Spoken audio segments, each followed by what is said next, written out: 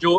Territorial integrity होती है, जो विश्वास होता है रिश्तों के अंदर, वो रहना चाहिए, रिस्पेक्ट होना चाहिए एक तरह से अगर रिश्तों की बात की जाए तो उस पर फोकस रहा है। और जाहिर सी बात है, आर का मतलब रिस्पेक्ट और ई का मतलब एनवायरमेंट, तो ये वो 2018 में दे चुके हैं। उसी चीज को कहीं ना कहीं प्राइम मिनिस्टर नरेंद्र मोदी यहाँ पे हो सकता है एक्सपैंड या फिर आगे ले जाते हुए दिखाई देंगे। फोकस पूरी तरह से इस बात पर है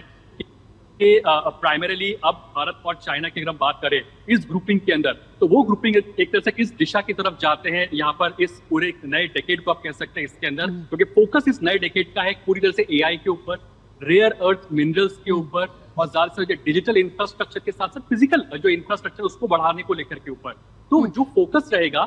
भारत और चाइना की बात की जाए तो वो लोग कल्चरली अपने आप को और नजदीक लाने की कोशिश कर रहे हैं, पीपल टू पीपल कनेक्ट को बढ़ाने की कोशिश कर रहे हैं, जिसको प्राइम मिनिस्टर मोदी ने भी हाईलाइट किया कि कैलाश मानसरोवर यात्रा की शुरुआत होती है, न्यू जो डायरेक्ट फ्लाइट से उसकी शुरुआत की जा रही है, तो पीपल टू पीपल कनेक्ट को स्थापित किया जा रहा है, बेहतर करने की दिशा में काम किया जा रहा है। वही दूसरी तरफ इस बात पर भी फोकस किया जा रहा है कि कैसे इंफ्रा, एआई और रेयर अर्थ मिनरल्स के सेक्टर के अंदर कैसे कोलैबोरेशन किया जा सके, इस बात पर भी निगाहें रहेंगी।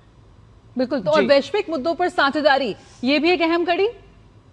बिल्कुल, आतंकवाद का जो मसला है वो कहीं ना कहीं बहुत ज्यादा फोरफ्रंट पे रहने जा रहा है, क्योंकि इस बात को हम जानते हैं कि एससीओ एज अ ग्रुपिंग की अगर बात की जाए तो आतंकवाद का मुद्दा पहले भी प्राइम मिनिस्टर मोदी ने कई सारे मल्टीलैटरल प्लेटफॉर्म्स पर इस मुद्दे को उठाया हो, चाहे G20 की बात कर लीजिए, ब्रिक्स फोरम की बात कर लीजिए, एससीओ की बात कर लीजिए। तो आतंकवाद, इस बात को हम जानते हैं कि जो इसका जो रेक्स मैकेनिज्म है उसके तहत जाहिर सी बात है फोकस इस बात पर रहता है कि इसे आतंकवाद पर लगाम लगाई जा सके। प्राइम मिनिस्टर मोदी कई मल्टीलैटरल प्लेटफॉर्म पर साफ कह चुके हैं कि ये वो वक्त अब नहीं है कि आप गुड टेररिज्म और बैड टेररिज्म के बीच में भेदभाव करें। आतंकवाद आतंकवाद ही होता है। दूसरी बड़ी बात, जो टेरर के जो फाइनेंसिंग सोर्स हैं उसको आप कैसे कट डाउन करें, उस पर कैसे आप नकेल कर सकें, क्योंकि ज्यादातर होता है कि जो टेरर फाइनेंसिंग होती है वो ज्यादा इंपॉर्टेंट होती है टेरर को बढ़ावा देने की दिशा में, तो उसको कहीं ना कहीं काटने की जरूरत है। नए नए मोड जनरेट हो रहे हैं, crypto currency for that matter हो गया, जो टेरर को फाइनेंस करते हैं, बहुत आसान हो गया टेरर फाइनेंसिंग को करना। तो इसमें कैसे कोलैबोरेशन बनाया जा सके, कोलैबोरेटिव अप्रोच हो सके, इस बात पर फोकस रहता हुआ दिखाई देता है। तो एससीओ हो सकता है क्योंकि न्यू एज टेक्नोलॉजी आ रही है, एआई का इस्तेमाल हो रहा है, क्रिप्टो करेंसी का इस्तेमाल हो रहा है,